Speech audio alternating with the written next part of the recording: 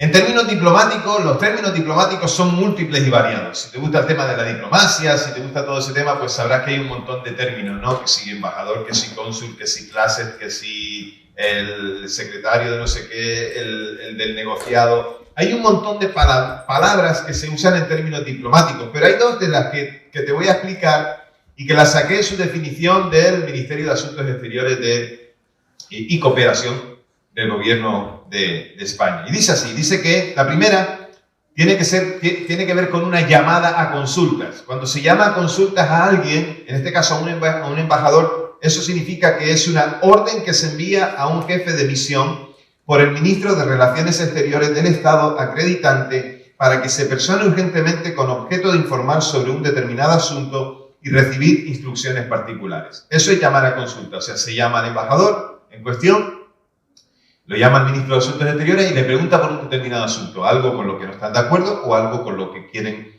comenzar un acuerdo. Y generalmente si hay un desacuerdo, pues se declara a alguien, generalmente a un embajador se le puede llegar a nombrar persona non grata. Es justo el título del mensaje de hoy. Y persona non grata, que es la segunda definición, es la declaración que en cualquier momento el Estado receptor puede hacer sobre el jefe de la misión o cualquier otro miembro del personal diplomático, que se comunica sin necesidad de expresar los motivos e implica que esa persona debe ser retirada o cesada en sus funciones. No sé si entendéis esto un poquito, pero yo lo trato de explicar brevemente porque tampoco tengo ninguna intención de meterme en asuntos diplomáticos.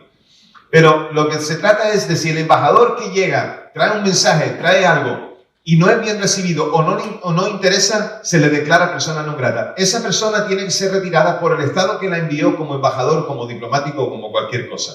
Entonces se le retira y no se le da explicaciones ni nada. Tal vez lo que está haciendo no gusta, tal vez lo que dijo no gusta y lo que se hace es se retira a esa persona declarándole persona non grata y el Estado que lo envió tiene que retirarlo. En este sentido, en el sentido de embajador o de enviado, Jesús era mucho más que esto. Jesús era mucho más que un embajador y era mucho más que un cónsul o que un diplomático. Jesús es Dios y viene enviado por Dios para hacer una tarea. Cumple esa tarea. Pero evidentemente las autoridades religiosas de la época no estaban de acuerdo con lo que hacía y con lo que decía.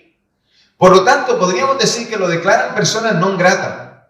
Y antes de llamarlo persona non grata o quitárselo de en medio, lo que hacen es llamarlo a consultas. Y llamarlo a consultas podríamos decir que es todas las veces que los líderes religiosos de la época, fariseos, saduceos, ancianos, escribas, todos ellos venían delante de Jesús y le preguntaban cosas, preguntándole o pidiéndole explicaciones sobre una llamada a consulta. Podríamos decir así.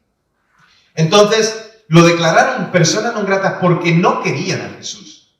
Hemos visto ya los episodios de los enfrentamientos que Jesús tuvo con ellos por su posición y por su dureza de corazón. Querían que Jesús no se identificara como hijo de Dios y quería que no hiciera lo que hacía. Por lo tanto, ¿qué hacen? Lo que hacen es declarar a Jesús persona non grata. Y como Jesús no quiere cesar o no quiere parar de hacer lo que tiene que hacer, no debe, no puede, no quiere, ¿qué hacen? Entonces deciden quitárselo de en medio. Se lo han advertido muchas veces, no lo han quitado, no le han dicho que se vaya, no se ha marchado, y entonces deciden que tienen que quitarle la vida. A muchos de aquella época no les gustó la misión de Jesús. Y en la nuestra hay gente que le gusta la misión de Jesús, hay gente que le gusta la misión que tiene la iglesia. Mejor dicho, hay gente que no le gusta la misión que tiene Jesús y la misión que tiene la iglesia, pues hay mucha gente a la que no le gusta que hagamos esta misión. Hay mucha gente que le incomoda que hagamos lo que hacemos y que digamos lo que decimos. Pero no por ello debemos de acobardarnos y dejar de decirlos. Porque sabemos a quién hemos amado, sabemos a quién servimos y sabemos cuál es la recompensa por ser obediente hasta la muerte si hace falta, por dar testimonio de Cristo y de la fe en Él.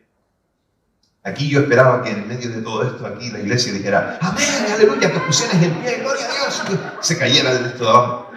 Pero bueno, va, no importa, para la siguiente. Amén.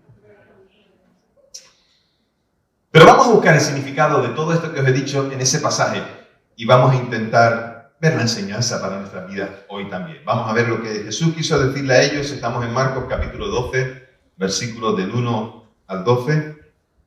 Y vamos a leerlo y vamos a intentar sacar la enseñanza de ese momento y sacar la enseñanza para nosotros hoy, ¿vale?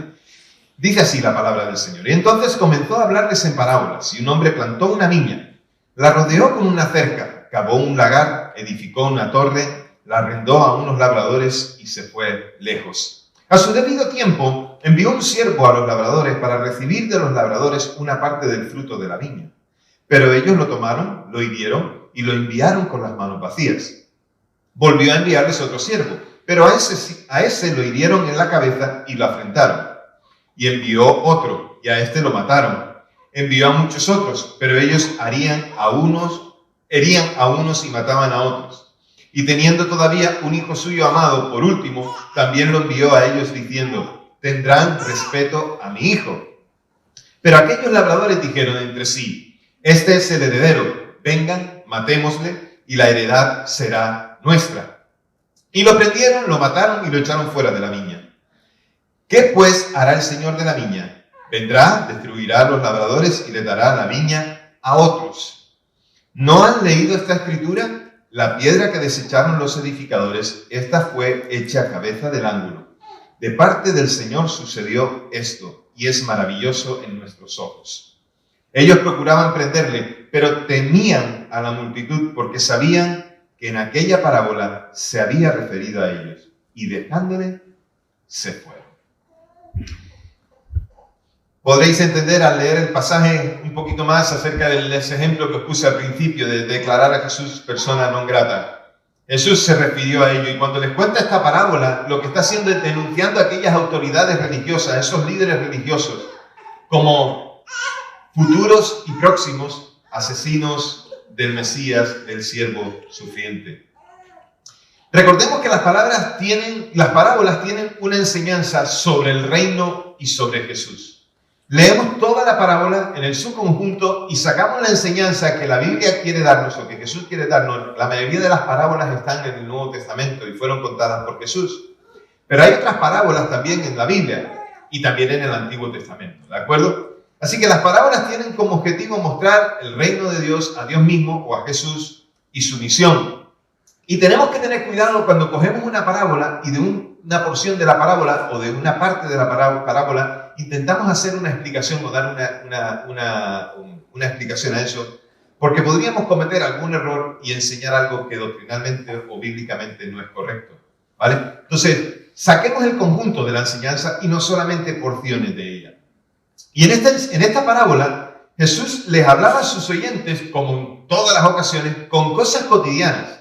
Jesús les habló de las cosas que ellos podían entender y que podían comprender, de la agricultura, de la pesca, de la siembra, del ganado, de todas estas cosas, de una lámpara, de una mesa, cualquier cosa, de manera que ellos podían entender después la enseñanza que Jesús quería darle. Así que la vinculación en este pasaje de Israel con la viña es también frecuente en las Escrituras. Antes leímos un pasaje en Isaías capítulo 5 que nos hablaba acerca de esto, pero también en Salmo 80, en Jeremías capítulo 2. Se reconoce a la viña como una ilustración para señalar a Israel y Dios como el dueño o el que trata el terreno y la viña. Estos ejemplos son tomados del Antiguo Testamento. Las viñas tenían, por general, tal y como hemos leído y como hemos visto en Isaías capítulo 5, las viñas tenían una valla alrededor, ¿vale? Para cubrir el terreno. Luego tenía un lagar que era para pisar las uvas y para extraer el jugo de la vid, ¿vale? De la uva. Y luego tenía una torre, que la torre servía para descanso de los trabajadores, así como también para vigilar la viña, ¿vale? Tenía ese uso. Y en esas mismas torres también se podía vigilar la viña y se podía cuidar la viña para que no entraran, al igual que el cercado, para que no entraran animales a destruirla o para que no entraran los ladrones y robaran el fruto que daba la viña. Era normal que en aquel tiempo, cuando alguien arrendaba una viña, al cabo de un tiempo, viniera pidiendo un porcentaje del producto, que generalmente era una cantidad fija. Y después todo el beneficio de la viña pues quedaba para aquellos que la habían arrendado. En esta parábola, el dueño de la viña representa a Dios. Es Dios. Los labradores representan a los gobernadores de Israel, esas autoridades religiosas, podríamos decir, a lo largo de toda la historia de la nación de Israel. Los siervos, a quienes el propietario, el dueño de la viña, enviaba, representan a los profetas. Son los profetas que son enviados y todos sabemos que los profetas eran considerados siervos de Dios, pero que también los profetas que fueron enviados por Dios, muchos de ellos fueron maltratados y rechazados por el pueblo y algunos de ellos incluso fueron asesinados, porque no interesaba al pueblo aquel mensaje que traía de parte de Dios. A su tiempo, cuando dice ese versículo, a su tiempo, en los primeros versículos del 2 al 6, cuando dice a su tiempo, se refiere al 5.º año, que según Levítico capítulo 19, se refería al tiempo de ir a buscar el producto o la cosecha pactada. Y cuando habla de herir en la cabeza, está hablando ahí de un hebraísmo que significa decapitar. En realidad lo mataron, ¿vale? Y no solamente lo mataron, sino que lo avergonzaron. Y así con uno y con otro y con otro y con otro. Cuando habla en versículo 6 de un hijo amado, equivale a un único hijo. ¿Y a quién se refieren cuando habla de ese único hijo? Pues ahí representa a Jesús, que es el Hijo de Dios, el hijo del dueño de la viña. Y todos los que estaban oyendo identificaron de inmediato lo que Jesús estaba diciendo sin que hubiera necesidad de una explicación. La explicación la necesitamos nosotros que no sabemos. Pero los que estaban oyendo enseguida pudieron percatarse de qué era lo que Jesús estaba hablando. Incluso aquellas autoridades, aquellos sacerdotes, aquellos ancianos, aquellos líderes religiosos. Ellos acusaron a Jesús de decir que era el Hijo de Dios. Y esa fue su acusación delante del tribunal cuando lo acusaron y cuando lo juzgaron a muerte para crucifixión. Eso fue lo que dijeron acerca de él. Este dijo que era el Hijo de Dios. Jesús nunca lo dijo literalmente, siempre con alguna indirecta y solo en 2 ocasiones. Hoy veremos una de ellas. A partir del versículo 7 y avanzando, vemos que en aquel tiempo la propiedad de alguien que falleciera sin testar, o sea, sin hacer testamento, podía ser reclamada por cualquier persona, pero siempre tenía derecho primeramente la persona que ocupaba esa propiedad o la que trabajaba esa propiedad. Así que se supone que esas personas tenían derecho sobre la tierra. Parece que no conocían estos siervos malvados. Entonces los echó fuera de la viña y eso se refiere a matar a los que vinieron, incluso dejarlos sin enterrar. Y esto es una gran afrenta, es una gran ofensa en la mentalidad hebrea, judía de aquel tiempo. No se podía dejar a alguien con su cuerpo sin ser enterrado. Todo esto indica o empieza a mostrarnos que Jesús estaba hablando de él. Pero sigue ahí y sigue hablándoles a ellos. Y hay una advertencia en la parábola.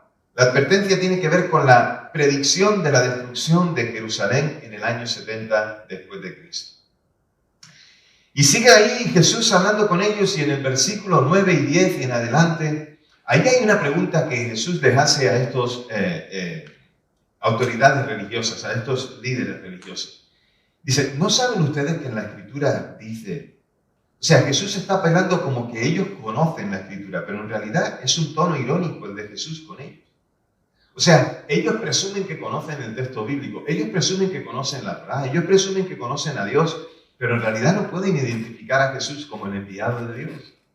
Así que Jesús les enfrenta con esto y cuando Jesús les hablaba así y lo dejaba en evidencia, era normal que ellos quisieran quitarlo del medio. Era persona non grata para ellos. Así que Jesús les pone un ejemplo del Salmo 118, hablando de la piedra que es piedra angular y que es piedra del ángulo y que es piedra sobre la cual se edifica. Lo leímos antes, ¿no? El Salmo 118. Y este Salmo 118 forma parte del Jalel que se recita en el Seder de Pascua, en el Seder de Pesach. Es decir, esto es lo que hemos leído. ¿Cuántos estáis leyendo la Biblia con toda la iglesia? ¿Habéis leído Éxodo esta semana? ¿Y habéis leído ayer? ¿Habéis leído los capítulos del 9 al 13? ¿Sí? ¡Wow! ¿Cuántas manos levantadas? Esto me ha dado subidón, subidón, subidón. Es como el lente Castefa, ¿eh? Subidón, subidón, subidón. Mi hija se pone la mano en la cabeza diciendo, padre, ¿cuánta vergüenza pasan los hijos con los padres? Pues sí. ¿Tú también? Pero yo no soy tu padre. Pero pasa por pensar. El caso es que... ¿En dónde estaba yo? En Castefa, mira la otra. Sí, les estaba hablando acerca de estas cosas. Y sí. No.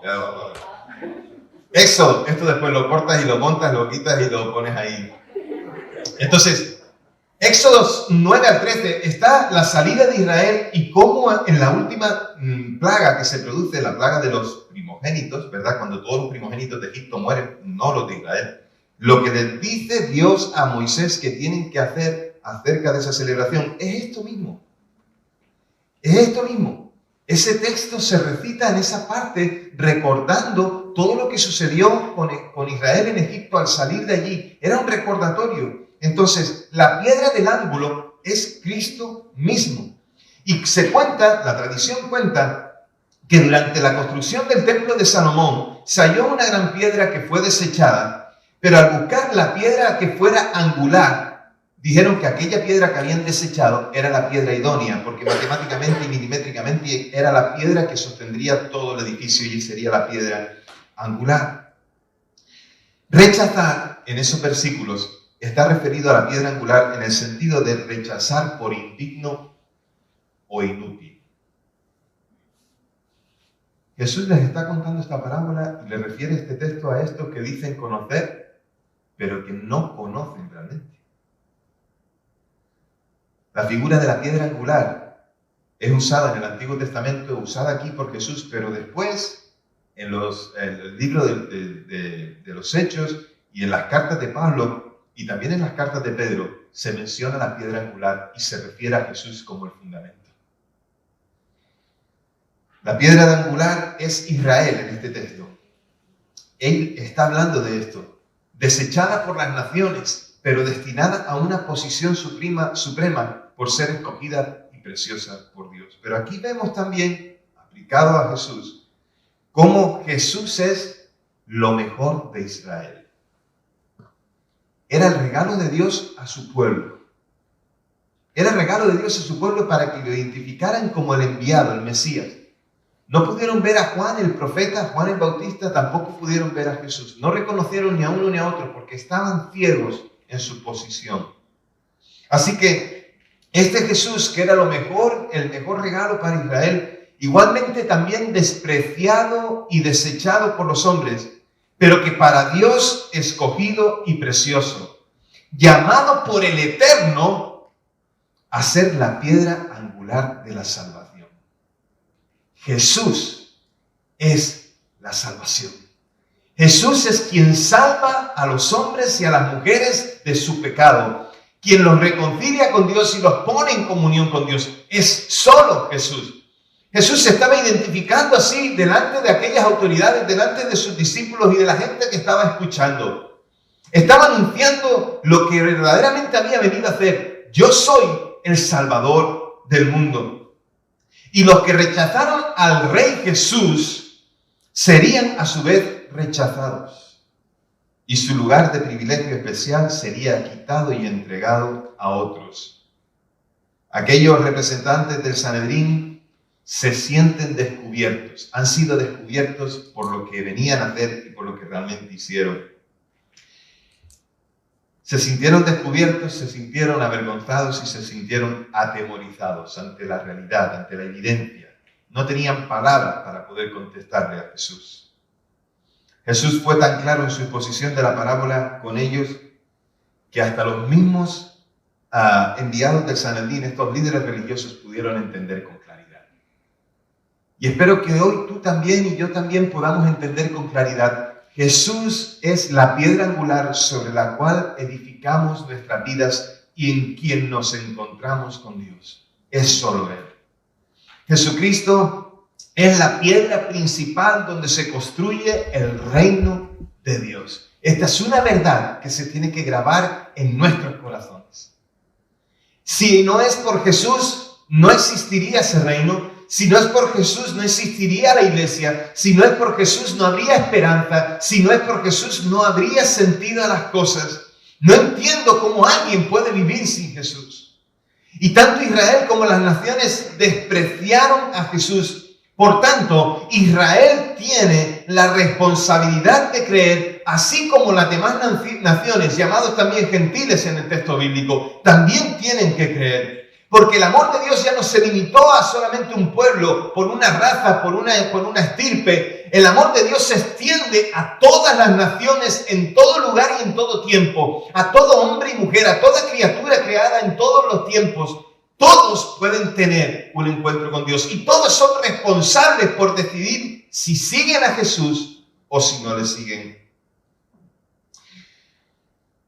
Todos son responsables. La iglesia debe ser el testigo fiel de que Jesucristo es la piedra fundamental. Él es Dios y el Salvador del mundo. Y pensando en esto, la iglesia, la cual la formamos todos los que hemos recibido el testimonio de Jesús por las Escrituras y creyeron en Él, esto te puede incluir a ti, me puede incluir a mí, y si aún no le has dado tu corazón a Jesús, hoy es el tiempo de poder empezar a pensar en estas cosas. Pero la iglesia tiene la encomendación de parte del Señor para que nosotros vayamos y proclamemos esta verdad. De que Jesús es la piedra angular, que Él es el enviado de Dios para salvación de los hombres. Pero esta parábola y esta enseñanza también tiene varias cosas que nos muestran acerca de Dios, acerca de Jesús y acerca de nosotros, los seres humanos. Lo primero acerca de Dios es que nos muestra que Dios es generoso. Dios es generoso porque la viña tenía todo lo necesario para que el trabajo de los labradores fuera fácil y productivo. Dios nos dio la tierra para vivirla, para poder disfrutar de ella. Lo puso todo ahí. Y Dios es generoso en la vida y en el mundo que nos da a nosotros las personas. Nosotros levantamos un día tras día de la cama y respiramos y andamos y podemos comer y podemos disfrutar de un montón de cosas. Y es un regalo que recibimos y que no sabemos quién preparó.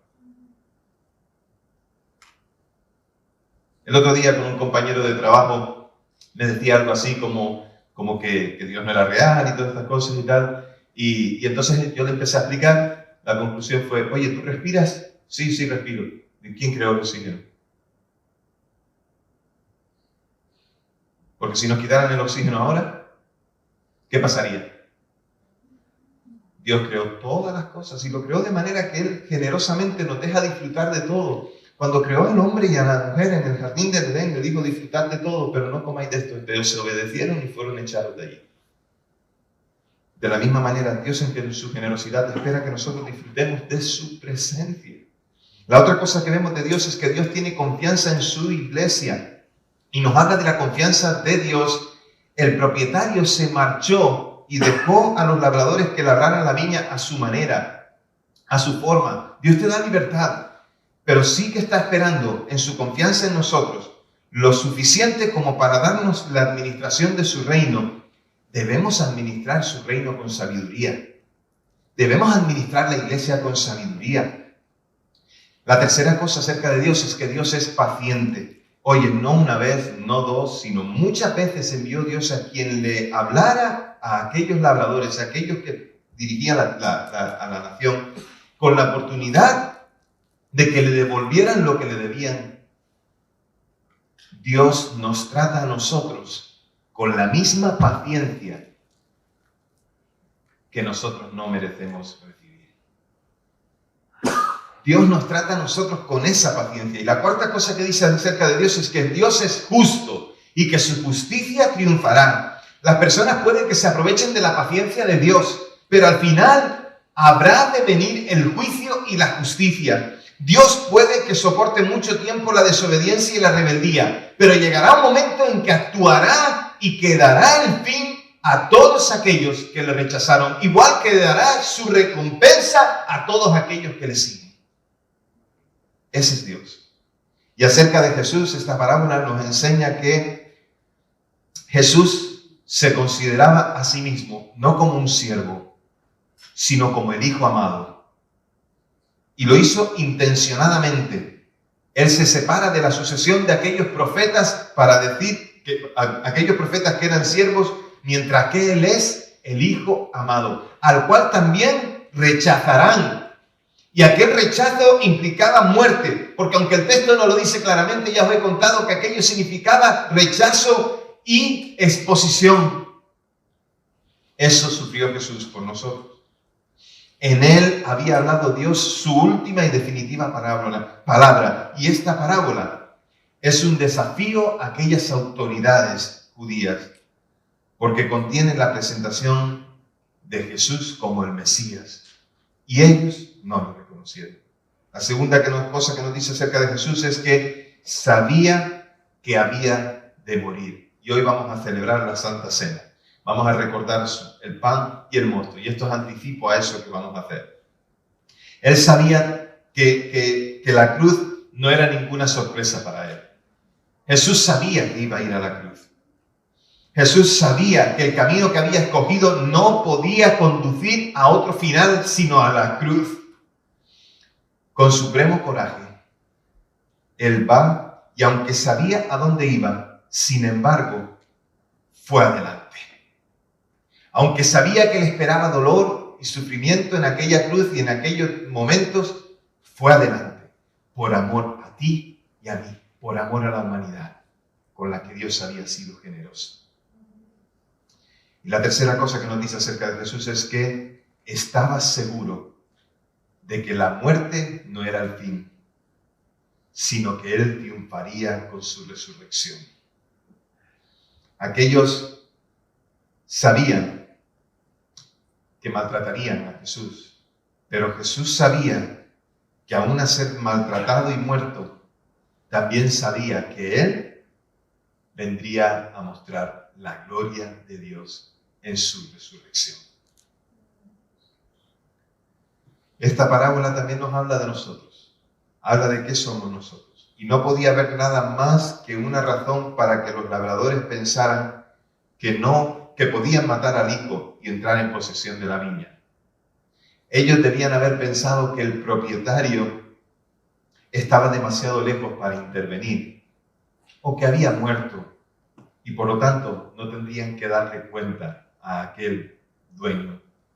Y tal vez es lo que tú estás pensando en este momento. Voy a pedir al grupo de alabanza que ya vayan subiendo y nos vayamos preparando para la Santa Cena. Pero antes de pasar a la Santa Cena, déjame terminar la predicación diciéndote algo más. Muchos siguen pensando que pueden actuar contra Dios y salirse con la suya. Pero Dios está totalmente vivo. Muchos tratan de negociar con su propia libertad y con la paciencia de Dios. Pero llegará el día de rendir cuentas. Todos rendirán cuentas. Jesús fue declarado persona non grata. Es como lo trataron. ¿Sigues tú declarándolo persona non grata?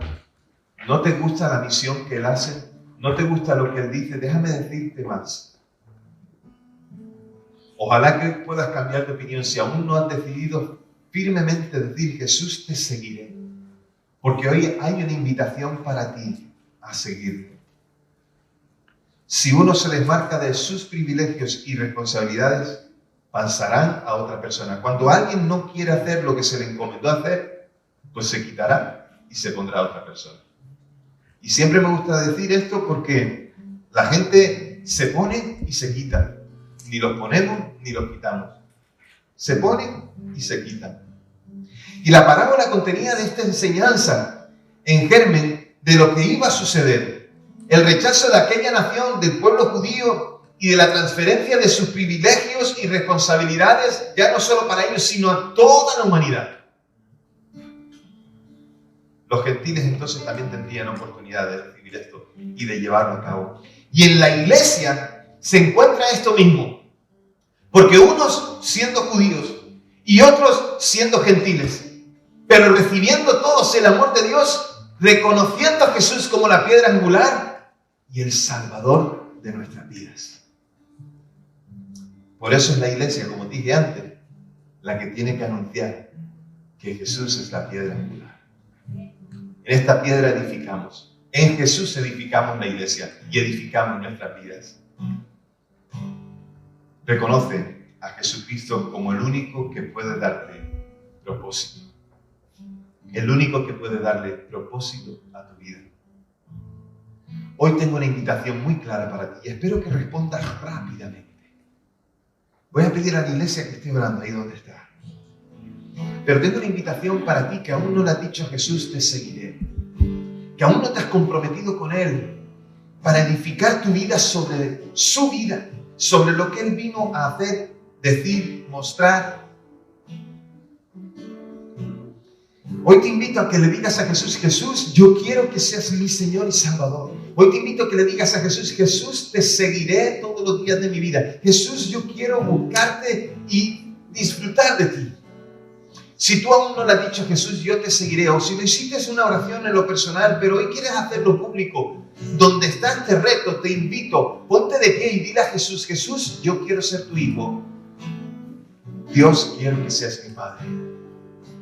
Donde estás, ponte en pie y respóndele al Señor.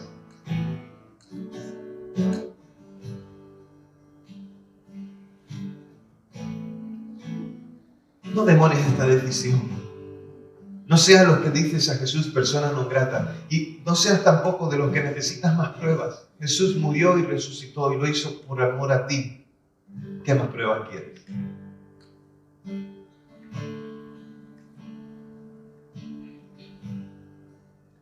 Y a ti, iglesia, te invito a reconciliarte con el Señor. Para que seas testigo fiel de quién estás fundamentando tu vida. Si te has alejado del Señor, si reconoces hoy que hay pecado en ti, si reconoces que tu distancia de Dios ha provocado una vida que no ha sido agradable delante de Él, hoy es la oportunidad de reconciliación de ti, tuya, con Él. Donde estás también, si quieres reconciliarte con Dios, ponte en pie. Y esto sí que es un llamamiento a la iglesia. Iglesia que te separaste de Él, que un día le recibiste como Señor y Salvador, que un día le reconociste, que te vinieron las dudas, que tropezaste, que lo que fuera. Hoy reconcíliate con Dios. Ten el valor de decir, Señor, delante de ti reconozco que caí, pero quiero volver a poner mi mirada en ti. Porque tú eres el que me ve y el que me reconoce y el que tú sabes mi corazón. Y Señor, a pesar de que he caído, sabes que te amo. Si quieres reconciliarte con Dios ahí donde estás, ponte en pie.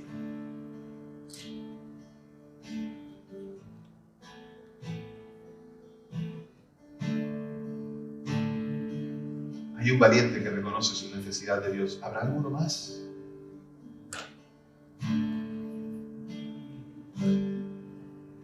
¿Habrá alguno más que reconoce que necesita a Jesús o que necesita reconciliarse con Dios?